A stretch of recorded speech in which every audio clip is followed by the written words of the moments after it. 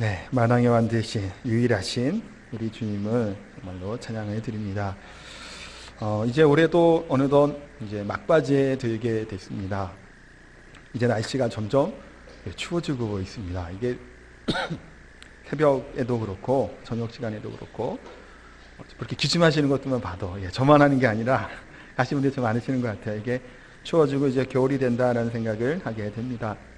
우리 지난주에 벌써 추수감사절을 드렸죠.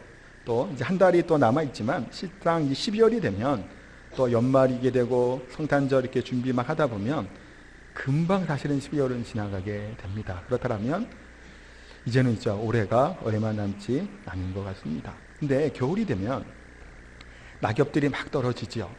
그래서 저희 집에도 이제 그 어린이집이 바로 이제 옆에 붙어 있는데 거기에 은행나무가 있습니다. 그래서 은행나무 잎이 많이 떨어지더라고요. 그저께인가 바람이 많이 좀 불었잖아요. 그러니까 낙엽들하고 은행나무가 잔뜩 떨어져 있는데 왜 떨어질까요? 나무가 좀 쉬려고 하는 거겠죠. 이제 활동을 중단하려고 아마도 그렇게 떨어지지 않나라는 생각을 합니다. 근데 계절만 중단하고 멈추는 것이 아니다라는 겁니다. 우리 인생들, 우리 삶 가운데서도 매서운 바람이 몰아치게 되는 겨울이 누구에게나 찾아온다는 사실을 우리는 기억해야 됩니다. 젊은 청년이라고 늙지 않죠. 또한 나이 많은 어르신이라고 해도 누구나에게나 이제 겨울이 찾아온다는 겁니다. 부자나 가난한 사람이나 할 것 없다라는 거예요. 또한 행복하냐 아니냐, 아프냐 건강하냐, 아니면 잘 준비를 하고 있는 사람이냐 그렇지 않는 사람이냐 할 것 없이 누구에게나 예외 없이 겨울은 찾아온다는 겁니다. 자연에게만 겨울이 그래서 있다는 것이 아니라 우리 인생의 겨울이 찾아오고 있다는 사실을 우리는 기억합니다. 인생의 겨울이 찾아오면 화려하고 치장되었던 모습들이 다 떨어져 버리는 겁니다. 앙상한 떡처럼 가지만이 남게 된다는 겁니다. 이것이 다 하나하나 벗겨지게 되면 그동안 감춰왔던 지난날 삶들의 흔적들만 남게 돼 그것들이 다 드러날 때가 온다는 겁니다. 이때가 되면 다시 노래하려고 해도 노래할 수가 없는 겁니다. 다시 씨앗을 뿌리고 무슨 열매를 걷고 싶지만 새로운 기회가 주어지지 않는 겁니다. 그때는 뭐만 남냐면 이 우리의 삶에 대한 평가만이 남아있을 뿐입니다. 자연에는 겨울이 봄, 여름, 가을, 겨울 이렇게 순차적으로 오죠. 그러나 우리 삶의 겨울은 언제 오나요? 순서가 없습니다. 언제 이 닥칠지 모르고 예고할 수도 없다는 겁니다. 그때를 위해서 우리가 지금 어떻게 살아가고 있는지를 점검해보고 돌아봤으면 좋겠습니다. 11월 달은 감사의 달이기도 하지만 1년이 좀 마무리하고 정리하는 달이기도 합니다. 12월은 성탄절이 있고 내년에 준비하게 되잖아요. 그렇기 때문에 이 마지막 때를 살아가는 이때에 우리의 인생과 삶들을 좀 돌아보며 오늘 말씀을 통해서 결산의 때가 있음을 기억하고 은혜받는 시간을 갖기를 원합니다. 오늘 성경 본문에 보면 사도 바울이 우리의 인생을 가르쳐서 뭘로 표현을 하고 있냐면 건축가라고 표현을 합니다. 건축가 하니까 사실 이 문구나 문장만 딱 보면 꽤 괜찮은 것 같아요. 우리가 지혜로운 건축자, 우리 인생의 건축자다. 우리가 집을 이렇게 짓는다 생각을 하면 굉장히 좀 멋있다는 생각 사실 들긴 하는데 우리가 이 집을 짓는 데 있어서 인생 가운데 몇 채의 집을 지을 수 있을까요? 몇 채를 지을까요? 대답을 해주셔야 돼요. 이거는 몇 채를 지을까요? 한 채만 짓는 겁니다. 제가 다 성경 피고 있잖아요. 한 채를 짓는 거예요. 부셔지고 또 짓고 하지 않는 겁니다. 사실 지금 그냥 이 땅에서의 집들이야 뭐 어떤 분들은 뭐 몇 채를 짓는 분도 있더라고요. 근데 인생의 집은 하나의 이 집을 잘 해서 올려나가는 겁니다. 그래서 반복할 수 없는 것이고 우리의 인생의 하나하나의 삶의 작은 조각 하나가 모여서 우리의 인생의 아름다운 집이 되는 겁니다. 유럽에 가게 되면 유럽에 이제 성당 혹시 가보신 적 있으시죠? 거기에 보면 우리 교회도 저런 게 있지만 이거랑은 사실은 죄송하지만 좀 비할 바가 아니죠. 스테인드 글라스 같은 경우는 너무 아름다운 것들을 보게 되는데 그거를 정확한지는 뭐 제가 듣기로는 그렇게 아름다운 그것들이 유리를 붙여서 만든 거로 제가 들었는데 맞나요? 이게 팩트인지 모르겠는데 그렇게 들은 것 같아요. 하나하나의 유리 조각들을 붙여서 그 스테인드 글라스를 만들게 되는데 사진이나 영상과는 보일 때 비교할 수 있을 만큼 너무나도 아름다운 그 모습이에요. 사실은 교회가 그런 욕심은 나더라고요. 저렇게 아름다운 스테인드 글라스를 교회에도 하면 얼마나 좋을까라고 생각이 드는데 그렇게 작은 조각들이 모여서 우리의 인생의 집이 된다는 겁니다. 그러니까 이와 같이 한 번뿐이 없는, 한 번만 지을 수 있는 집이다라고 하는 생각을 우리가 갖고 있다면 대충 인생을 살아갈 수 없다라는 겁니다. 무의미하게 우리가 인생을 허비하는 것도 안 되는 겁니다. 왜냐하면 다시 돌이킬 수 없다라는 겁니다. 제가 일부 예배 때 학생들이 나와 있으니까 그런 얘기를 했습니다. 고3들 수능을 봤지요. 이미 수능은 봤습니다. 공부 안 한 친구들, 준비 안 한 친구들, 수능 점수가 잘 나올까요? 못 나올까요? 못 나오는 겁니다. 후회해도 이미 늦었죠. 고3이었던 친구가 작년이었는지 올 봄이었는지 중학생 애들한테 이런 얘기를 합니다. 공부하라고. 본인은 안 했다고. 근데 후회가 되고 좀 더 했으면 싶은 생각이 든다는 겁니다. 그런데 이미 자신은 고2였는지 고3이 된 겁니다. 그러면 뒤에 있는 시간은 늦은 거죠. 그 친구가 재수를 한다고 성적이 많이 오를까요? 사실은 별로 그렇지 않은 것 같아요.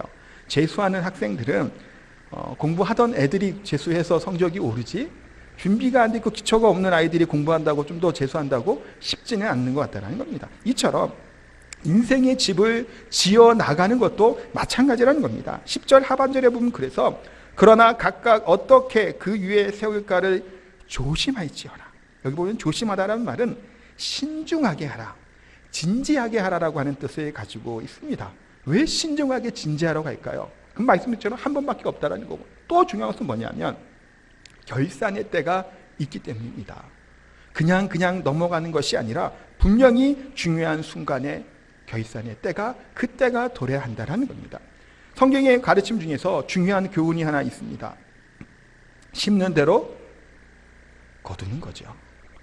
뿌린 대로 거두게 됩니다. 무엇을 심었든지 간에 그 심은 것만큼 거두어 드릴 수 있는 겁니다. 심지도 않고 뿌리지도 않으면서 거두려고 하는 것은 도둑놈 심보죠. 성경은 그것을 이야기하고 있지 않습니다. 뿌린 만큼, 수고한 만큼, 땀 흘린 만큼, 충성된 만큼 하나님이 복을 주시고 은혜를 주시는 거지, 아무것도 안 하고 있으면서 무엇인가 이루어지고 될 것이라고 하는 것은 착각입니다. 그것은 사실은 온당한 것들이, 하나님의 방법들이 아니라는 겁니다. 그래서 우리는 후회 없는 집을 지을 수 있는 저희들의 모습들이 되기를 소원합니다. 그래서 첫 번째 생각할 것이 뭐냐면, 무엇보다도 그래서 먼저 기초공사가 중요합니다. 화려한 빌딩들, 건물들 있죠. 초고층 빌딩이라고 하는 빌딩도 참 요즘에 정말 많습니다. 그런데 우리나라를 대표하는 고층 빌딩이 어딘가요? 그렇죠, 63 빌딩입니다. 지금은 63 빌딩보다 큰 게 더 많아요. 저기 뭐 타워팰리스 같은 것도 층이 더 높다 그러고, 목동의 하이페리온 같은 경우도 이미 벌써 이제 주상복합 그런 아파트 같은 경우는 높은 게 많습니다. 지금 뭐 롯데월드, 제2롯데월드인가요? 잠실에 보면 굉장히 높죠. 그렇지만 63 빌딩은 상징과도 같은 그런 높은 고층 빌딩이에요. 근데 1980년대에는 아시아에서 가장 높은 빌딩이었다라고도 이야기를 합니다. 근데 63 빌딩이 있는 장소가 어딘가요? 한강변에 있죠. 여의도 쪽에 있는데 거기가 그때 당시는 다 모래였다고 합니다. 그러니까 모래를 다 걷어내게 되고 기초 공사를 하는데 3년이라고 하는 긴 시간이 걸렸다고 합니다. 그러니까 이게 굉장히 이게 심혈이 기울여서 지은 건물이 바로 63 빌딩이라는 겁니다. 근데 지금 짓는 건물들을 보면 후딱후딱 올라가는 것 같아서 이건 뭐 괜찮은 건가 싶기도 합니다. 우리 이마트 옆에 있는 거기도 땅 부지만 계속 파놓고 한참 있다가 사람이 뭐 이렇게 안 돼서 못 지었다 그러잖아요. 정확히 치고 건물 짓기 시작하니까 지금 꽤 많이 올라갔더라고요. 후딱후딱 올라가는데, 근데 중요한 것은 기초가 튼튼하고 든든해야 된다는 사실을 우리가 너무나 잘 알고 있습니다. 우리 인생도 마찬가지라는 겁니다. 기초가 튼튼하지 않고 기초가 잘 다져져 있지 않으면 겉으로 보이는 모습들 가지고 그것을 건물의 모습들을 판단할 수는 없다라는 겁니다. 그러니까 많이 가지고 있는 소유나 지위, 건세 등 그것이 아무리 화려하다고 할지라도 기초가 중요하고 기초가 제대로 되지 않으면 무너질 수밖에 없는 그런 잘못된 건물이다라는 것에 대해서 말씀하고 있습니다. 그렇다면 영원히 무너지지 않은 아주 튼튼한 기초가 되는 게 무엇인지에 대해서 성경은 뭐라고 말씀하냐면 10절, 11절 말씀에 말씀합니다. 같이 한번 10절부터 11절까지 말씀을 읽도록 하겠습니다. 내게 주신 하나님의 은혜를 따라 내가 지혜로운 건축자와 같이 터를 닦아주매 다른 이가 그 위에 세우나 나 각각 어떻게 그 위에 세울까를 조심할지니라. 이 닦아둔 것 외에 능히 다른 터를 닦아둘 자가 없으니 이 터는 곧 예수 그리스도라. 아멘. 이 터의 기초는 뭐냐고 얘기하냐면 성경은 예수 그리스도라고 성경은 말씀하고 있습니다. 아무리 대단한 인생을 살고 있고 아무리 많은 것을 가지고 있다고 할지라도 예수 그리스도가 없으면 그 집은 모래 위에 지은 집일 뿐이다라는 겁니다. 아무것도 아니라는 겁니다. 많은 것들을 가지고 있다고 해도 그것이 그들을 구원하지 못하는 겁니다. 오직 예수 그리스도를 통해서 영원한 사망에서 생명을 얻고 영생을 얻는다는 겁니다. 그래서 요한복음 3장 16절에도 하나님이 세상을 이처럼 사랑하사 독생자를 주셨으니 이는 그를 믿는 자마다 멸망하지 않고 영생을 얻게 하려 하심이니라. 아무리 이 세상의 출세와 부귀 영화를 누렸어도 마지막 결산의 때가 되었을 때 이 예수 그리스도라고 하는 구원의 기초와 구원의 반석이 그 가운데 있지 않으면 지옥의 형벌을 받기에 기다리고 있는 것이 없다라는 겁니다. 세계를 제패한 위대한 정복 군주라고 할지라도 그 인생의 마지막 끝난 이후의 인생이 뭐가 남아있겠냐는 거예요. 많은 사람을 죽인 사람이에요. 그 사람들은 그 내세가 그 다음 생이 뭐가 있을까요? 허무할 수밖에 없는 인생이라는 겁니다. 천하를 호령한 왕후장상이라고 할지라도 죽음 이후에 예수 그리스도라고 하는 기초가 없다라면 지옥의 형벌만 기다릴 수밖에 없다라는 겁니다. 그렇기 때문에 저와 우리 여러분들은 무엇보다도 인생의 가장 중요한 기초를 잘 놓으시기를 원합니다. 영원한 기초 되신 예수 그리스도, 나 같은 죄인을 위해 죽으시고 피 흘리신 예수 그리스도, 이 분은 나를 천국까지 인도하실 예수님이시고 영원한 생명을 주시는 예수님을 온전하게 믿는 저희들의 모습들이 되기를 원합니다. 사실 12월 달 하려고 하는 설교는 로마서 말씀이에요. 그래서 이 부분에 대해서 조금 더 예수 그리스도에 대한 또 구원에 관련된 얘기에 대해서 다음 주 이제 12월부터는 조금 더 이제 설교를 하려고 하는데, 하여튼 오늘은 이 정도만.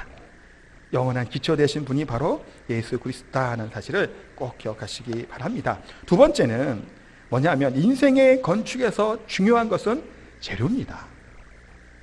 그래서 본문에서 바울 사도는 이 두 종류의 재료에 대해서 설명을 하고 있습니다. 하나는 불에 타는 일시적인 겁니다. 타고 없어져 버린다는 겁니다. 다른 하나는 영원한 것에 대해서 말씀하고 있는데, 영원한 것은 금, 은, 보석, 타지 않는 겁니다. 영원한 것들이죠. 다른 하나는 나무, 풀, 집, 지푸라기 같은 것을 뜻하는 겁니다. 이것들을 이야기하고 있습니다. 그렇다고 진짜로 이것을 가지고 집을 지어라는 의미가 분명히 아니죠. 뭔 얘기할까요? 가장 인생에 가치 있는 것들로 인생의 집을 지을 것에 대해서 말씀하고 있습니다. 가장 가치 있는 것이 무엇일까요? 왜 사냐고 물어본다면 그냥 우찌원가요? 뭘까요?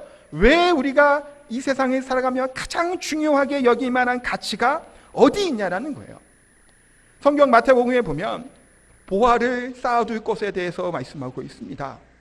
이 땅의 보화는 좀이 나고 동록이 나고 훔쳐가는 도적이 있다라는 겁니다. 아무리 많이 모아놔도 많이 부자라고 평안하지 않지요. 왜 집안에 영화에 보면 금고를 두잖아요. 왜 둘까요? 훔쳐갈까 봐 걱정이 돼서 그것을 쌓아두는 겁니다. 그러나 성경은 어디에다가 보물을 쌓아두라고 말씀하고 있나요? 하늘이에요. 하늘나라의 보물을 쌓아두라. 이게 뭘까요? 가장 가치 있고 의미 있고 또한 우리가 어디에다가 우리의 마음과 중심을 둘 것이냐에 대해 성경은 분명하게 말씀하고 있다는 겁니다. 광물이라고 하는 것들, 금이나 은이나 보석과도 같은 것들이 땅에서 캐거되면 사실 돌덩어리죠. 이것을 재련을 하고 연단을 하여서 뭘로 만드는 건가요? 보석과도 같이 금과도 같이 만드는 겁니다. 뜨거운 용광로 속에 들어가서 나왔을 때 정금이 되어 나온다는 겁니다. 마찬가지로 우리의 인생에 가장 영원하고 불순물이 빠져있는 가치 있는 것들 우리가 바라봐야 된다는 겁니다. 실제로 생각해 보시면 금으로 집을 짓는다고 한번 생각해 보세요.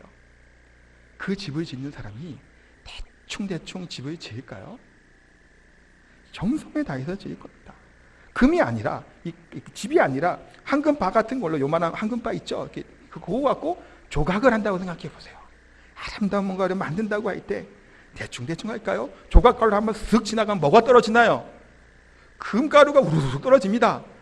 그거 대충 할 수가 없다는 겁니다. 얼마나 이것을 심혈을 기울여서 뭔가를 만들겠냐는 거예요.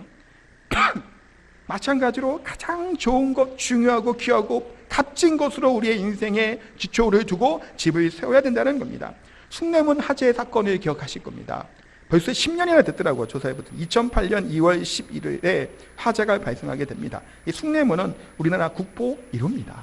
그러니 이거를 보건공사를 할 때 몇 년이 걸렸나 봤더니 6년이 걸렸습니다. 아니 지금 같은 시대에 옛날 그런 숭례문을 짓는데 뭐 이렇게 오래 걸리냐는 생각이 들죠. 돈이 모자라서 그럴까요? 아닙니다. 그거 하나 할 나라에 돈이 없겠냐는 거예요. 재료를 구입하지 못해서 그것도 아니라는 겁니다. 대충 이 국보 1호기 때문에 대충 복원할 수 없었기 때문입니다. 복원에 쓰이는 나무는 또한 소나무인데 이 소나무는 아무나 소나무나 쓰지 않는다고 합니다. 금강송이라고 하는 소나무만 사용하게 되는데 이것은 천연보호림이라고 해서 함부로 체벌하거나 이걸 쓸 수 없다고 합니다. 나라에서 철저하게 관리하는 이제 나무라고 하는데 조사하고 알아봤더니 그렇게 오래된 나무가 사실 구하기가 쉽지는 않다고 합니다. 이렇게 규격에 맞는 대로 왜냐하면 6.25 전쟁도 있었고 또한 우리가 70, 80년대까지는 나무를 해다가 또 연료를 쓰다 보니까 정말 좋은 나무들이 쉽지는 않다고요. 어쨌든 간에 그만큼 숭례문이라고 하는 이것을 짓기 위하고 복원하기 위해서는 대충 이런 현대 기구들을 가지고 전동 기구를 가지고 이것을 복원하지 않았다고 하고 그런 전통적인 기법을 사용해서 숭례문을 복원을 한 겁니다. 왜 이렇게 복원할까요? 가치 있는 것이기 때문이죠. 국보고 보물입니다. 그러니 이것을 대충 지을 수 없는 겁니다. 그것 때문에 문제가 돼갖고 구속되는 일이 있었죠. 잘못 지었다 그래갖고. 그러니까 이것이 하나하나가 단순히 그렇게 되어진 것이 아니라는 겁니다. 그만큼 중요하기에 정성을 다해서 이것을 드렸다라는 겁니다. 그렇다면 그만큼 시간을 들이고 정성을 들이네 우리들의 인생의 집은 어떻게 짓고 있냐라는 거예요. 이 집은 국보 1호라고 하는 숭례문보다 못한가요? 우리 인생의 집이? 더 귀하죠. 그까지 숭례문이 내 인생보다 뭐가 귀하겠어요 사실은. 그렇다면 우리의 인생의 집을 나무나 풀이나 집과 같은 것 대충 그냥 눈에 잘 그럴듯하게 보이는 걸로 짓는다면 가치가 없다라는 겁니다. 쉽게 무너질 수밖에 없다라는 겁니다. 우리의 인생의 집은 그렇게 지을 집이 아닌 겁니다. 그러니 오늘 하루를 살아감에 있어서도 낭비하는 인생을 살아서는 안 되는 겁니다. 또한 내가 무엇을 바라보며 내가 가장 중요한 가치와 생각과 마음을 어디에 둘지에 대해서 우리가 고민해야 된다는 겁니다. 13절에 보면 이것을 판단할 것에 대해서 성경은 말씀하고 있는데 13절 같이 한번 읽어보도록 하겠습니다. 각 사람의 공적이 나타날 터인데 그날이 공적을 밝히리니 이는 불로 나타내고 그 불이 각 사람의 공적이 어떠한 것을 시험할 것임이라. 공적으로 이것을 알린다고 말씀합니다. 노력한 행위에 대해서 가르치고 있습니다. 성경에는 워크라고 얘기하고 헬라어는 에르곤이라고 하는 말을 쓰고 있는 단어입니다. 이걸 우리말로 좀 번역을 하면 수고라고 하는 말로도 번역할 수 있는 단어입니다. 그렇다면 하나님이 믿는 우리 사람들은 십자가의 공로로 구원을 받습니다. 그런데 구원받은 우리들의 그 다음에 있게 되는 인생의 삶의 여정들, 수고로움들, 헌신들, 봉사와 같은 것들은 다 사람마다 다른 겁니다. 그래서 어떤 사람들은 금이나 은이나 보석과도 같은 것으로 우리의 집을 짓는 사람들이 있고 어떤 사람은 나무나 풀이나 집과 같은 것으로 이것을 수고하는 자들도 있다는 겁니다. 근데 중요한 것은 뭐냐면 시험의 때가 온다는 겁니다. 그냥 지어놓은 집이면 괜찮지요. 그냥 살아가는 데 지장이 없습니다. 그런데 어떤 시험이 온다는 걸까요? 불입니다. 태우는 거예요. 남아있는 게 무엇일까요? 나무나 집 풀어지면 남아있는 게 없습니다. 터만 남게 되겠죠.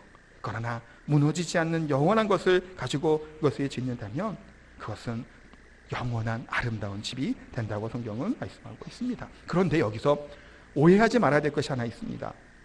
공적이 없으면 해를 받는다고 얘기하고 있지만 뭐냐면 우리가 구원을 받는 것과 여기서 얘기하는 공적에 대한 얘기는 조금 다릅니다. 공적이 없고 우리의 삶의 행위들이 따라오지 못한다고 우리가 구원받지 못한다는 의미는 아니라는 겁니다. 그것은 오해예요. 구원은 받는 겁니다. 그러나 어떻게 구원을 받냐라고 하는 것을 지금 성경은 말씀하고 있다는 겁니다. 요한계시록 20장 12절에 보면 두 권의 책에 대한 설명이 나와 있습니다. 하나는 생명책입니다. 구원받은 성도들의 이름이 적혀 있는 책입니다. 저와 여러분들이 적혀 있는 책이겠죠. 또 다른 하나는 뭐냐면 우리들의 행위, 어떻게 살아왔는지에 대한 기록되어 있는 책이 있다는 겁니다. 왜 적어놓으셨을까요? 심판을 하신다는 겁니다. 거기에 대한 결과에 대해서 하나님이 물어보시는 겁니다. 그래서 불 가운데 구원을 받을 것에 대해서 말씀하고 있고 그렇기 때문에 심판을 기억하라는 겁니다. 마귀가 우리들을 유혹하는 방법들이 있습니다. 즐겨 사용하는 말이 4가지가 있다고 하는데 잘 한번 들어보세요.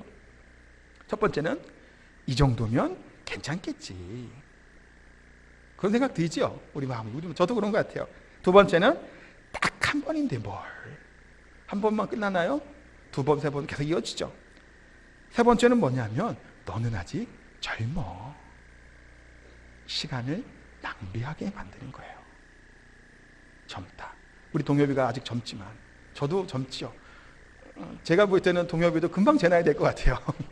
저를 보시면 또 어르신들은 이따가 젊다고 저를 보고 얘기하겠죠. 그렇다는 거예요. 금방이잖아요, 사실 우리 인생. 저도 지금 제 삶의 것들을 돌아봐도 금방 지난 것 같아요. 제가 목사 안수 받은 지 얼마 됐더니 벌써 10년 가까이 되고 있어요, 사실은. 금방 시간이 들어간다는 겁니다. 그러면서 네 번째는 뭐냐면 누구나 이렇게 사는데 뭘 그러냐라는 거예요. 똑같다라는 거예요. 저 사람도 저러고 있는데 너는 그렇게 살면 안 되냐라고 물어보는 거예요. 이 얘기를 하는 거예요. 이 유혹에 우리가 잘 넘어간다는 겁니다. 중요한 것은 유혹에 빠질 때가 너무나 많다는 겁니다. 그러나 최후에 하나님의 심판이 있다는 것을 기억한다면 우리는 이 유혹으로부터 이길 수 있을 줄 믿습니다. 그래서 세 번째는 뭘 생각을 해야 되냐면 반드시 평가의 날이 있다는 사실을 기억해야 됩니다. 그리고 공적의 가치 판단의 기준이 불이라고 성경은 말씀하고 있습니다. 이 얘기는 건물을 다 짓고 난 다음에 준공검사를 하잖아요. 그 통과돼야 이제 허가가 나오잖아요. 그것처럼 이 불이라고 하는 이 심판의 때는 바로 준공검사를 받는 것과 같다는 겁니다. 겉으로 볼 때는 멀쩡한 겁니다. 그러나 불에 대한 심판이 있고 불로 그것의 가치를 판단하고 하게 되면 그거의 이 건물에 대한 진가가 나오게 되는 겁니다. 그렇다는 얘기가 뭔 의미일까요? 불에 타는 재료로 우리의 신앙의 생활들을 쌓아 올렸던 우리들은 불과 같은 어려움과 고난과 심판이 오고 고통이 오게 될 때 우리들의 신앙은 뭐가 남아 있을까요? 없다라는 겁니다. 어떻게 그래서 집을 쌓냐고 얘기하는 거예요. 불이라고 하는 심판의 도구래. 근데 이렇다고 아까도 말씀드렸처럼 불이라고 해서 지옥불을 생각할 수 있는 것은 아니에요. 그것은 아니라고 말씀드렸죠. 그것은 아니지만 고난이 있고 환난이 있고 어려움이 있을 때 하나님 앞에 드릴 만한 것, 내 삶의 모습으로 무엇이 남냐라는 거예요. 아무것도 안 남는다라는 겁니다. 그래서 하나의 삶을 살아가고 하루하루의 삶을 살아감에 있어서도 가장 중요한 가치를 가지고 가장 중요한 것을 살아갈 것에 대해서 말씀합니다. 이 불심판에 대한 얘기들도 잘못 생각하면 이렇게 나가요. 천주교 같은 경우는 연옥 논리까지 이것을 갑니다. 잘못된 얘기죠. 연옥에 대한 얘기가 아닙니다. 불에 대한 심판에 얘기한 것을 쉽게 얘기하면 혼난다라는 겁니다. 누구한테 혼난다는 걸까요? 하나님한테 혼나는 거예요. 나중에 하나님 앞에 갔을 때. 부끄러운 구원이라는 겁니다. 한마디로. 부끄러운 구원을 받은 성경의 사람이 있습니다. 대표적으로 누구냐 있냐면 아브라함의 조카 롯입니다. 롯은 구원받은 사람이에요. 믿음이 있었던 사람이었고 성경 베드로후서 2장 7절에 보면 의로운 롯이라고 성경은 말씀하고 있습니다. 그러니까 롯은 의로운 사람이었고 하나님을 경외하는 사람이었습니다. 근데 롯이 무엇을 향해 나가게 되나요? 소돔 땅에 가죠. 왜 갔을까요? 소돔 땅에. 자, 그 소돔 땅에서 돈을 벌고 출세하고 명예를 얻기 위해 소돔 땅을 선택한 겁니다. 아브라함과 함께 갈림길에 서게 되잖아요. 뭘 바라본 건가요? 이 세상의 가치와 이 세상의 쾌락들만 쫓아간 겁니다. 그에게 남은 것이 뭘까요? 유황불 심판이 사실 진짜로 임하게 되죠. 롯에게 남은 게 뭔가요? 아내도 소금 기둥에서 없습니다. 딸만 데리고 빠져나오죠. 딸과 결혼하려고 했던 사이들조차도 장인이 될 사람의 말을 듣지를 않았다는 겁니다. 롯은 그들에게 신앙적인 영향을 끼치지 못했다는 겁니다. 그러니 본인만 그냥 간신히 살아남은 거예요. 그 후손이 어떻게 돼요? 모압과 암몬이죠. 택한 백성인 이스라엘을 대적하는 민족이 되는 겁니다. 자신만 부끄럽게 구원을 받은 겁니다. 또한 십자가의 한편에 있었던 죄인 강도 같은 것도 마찬가지죠. 아무런 하나님 앞에 드린 것이 아무도 없습니다. 인생을 살면서 죄만 짓다가 마지막에 그래도 감사하는 거죠. 물론 예수님에게 믿고 천국에 간 것만 간 겁니다. 그러면 그 사람이 어땠을까요? 부끄러운 구원이라는 겁니다. 그래서 농담처럼 이런 얘기가 있습니다. 천국에 가면 벌거벗은 채 팬티 한 장만 걸치고 다니는 사람이 있다고 합니다. 우스갯소리예요. 이거 진지하게 받아들이시면 안 됩니다. 누구일까요? 그 사람이 롯이라는 거예요. 또한 십자가의 한편에 있었던 강도라는 겁니다. 어떨까요? 팬티만 입고 다니면 부끄럽다는 겁니다. 천국 가면 다 공평할까요? 아니에요. 성경 그렇게 얘기하지 않습니다. 분명히 천국 가서도 이 땅에서의 우리들이 받은 것들, 쌓아 올린 것들이 있다는 겁니다. 이 땅에서 집을 아름답게 지었으면 어떤 면 이렇게도 생각해 볼 수 있을 것 같아요. 천국에 갔을 때 그 아름다운 남아있는 이 공적이 그대로 내 것이 되는 겁니다. 불타버리면 아무것도 남은 것이 없다라는 거예요. 얼마나 부끄러운 일이 되냐는 거예요. 그래서 농담처럼 생각한 상상 이런 거 있잖아요. 목욕탕에서 불 나면 어떻게 될까요? 목욕하다 말고 옷 입고 나올까요? 뛰쳐나오죠. 그러면 동네 사람들 보기 어떻게 해요? 동네인데 창피하겠죠. 같이 신앙생활 막 했어요. 우리가 천국 딱 갔는데 우리 팬티 한 장만 달랑 입고 있어요. 우리는 천국에서 삶의 생활이 어떨까요? 사실 우스갯소리예요. 사실은 웃자고 하는 얘기지만 무슨 어떠한 가치를 가지고 살아가냐, 일시적인 것, 이 땅의 것이라는 겁니다. 그러나 영원히 없어지지 않는 하늘나라의 보물을 쌓아두고 그것을 가지고 집을 짓는 사람은 그 영원한 하나님의 나라에서 칭찬과 상급이 있음에 대해서 성경은 말씀하고 있습니다. 그러면 조금 더 얘기를 하면 이 결산의 때가 있을 때 중간 점검을 하게 된다고도 말씀을 드렸죠. 그러면 무엇을 가지고 인생을 살아가야 되냐라는 겁니다. 영원한 가치가 무엇일까요? 영원한 가치, 영원한 집, 그럼 뭘 뜻하는 걸까요? 사도 바울은 그래서 그것을 가지고 얘기할 때 나는 지혜로운 건축가다라고 대해서 말씀하고 있습니다. 바울은 자신의 지혜로운 건축가라는 겁니다. 왜 바울이 스스로 지혜로운 건축가라고 얘기할까요? 사도행전 20장 24절에 보면 내가 달려갈 길과 주 예수께 받은 사명 곧 하나님의 은혜의 복음을 증언한 일을 마치려 하면은 나의 생명조차 조금도 귀한 것으로 여기지 아니하노라. 이 사명의 선언문이라고 할 수 있는 이것은 바울의 인생의 전 인생을 통틀어 가장 가치 있는 것을 복음을 증거하는 데 사명을 도달하는 겁니다. 그러니 바울은 나는 건축자라는 거예요. 그것도 지혜로운 건축자라고 이렇게까지 이야기를 하는 겁니다. 뿐만 아니라 그의 인생의 마지막에 됐을 때 디모데후서 4장 7, 8절에도 이렇게 고백을 합니다. 나는 선한 싸움을 싸우고 나의 달려갈 길을 마치고 믿음을 지켰으니 이제 후로는 나를 위하여 의의 면류관이 예비되었으므로 주 곧 의로우신 재판장이 그날에 내게 주실 것이며 내게만이 아니라 주의 나타나심을 사모하는 모든 자에게도니라. 달려갈 길을 마치게 되었을 때 하나님의 책망과 꾸지람이 있는 것이 아니라 그 심판대 앞에 칭찬과 의의 면류관이 있음을 확신하고 고백을 하는 겁니다.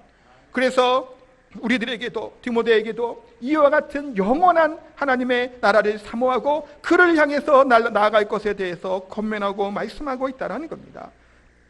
마찬가지로 우리도 결산의 때가 있다는 겁니다. 대충 살아갈 수 없는 겁니다. 바울이 갔던 그 길은 좁은 길입니다. 좁은 문이라는 겁니다.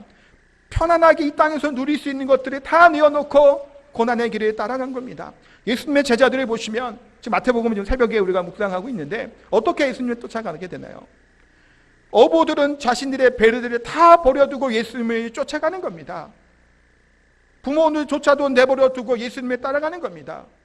여우도 구릴이 있다고 말씀하고 있죠. 그러나 인자는 머리둘 곳이 없다고 고백. 그 예수님의 제자도의 모습들을 제자들은 따라갔다는 겁니다. 이 땅에서 누릴 수 있는 것들을 바라본 것이 아니라는 겁니다.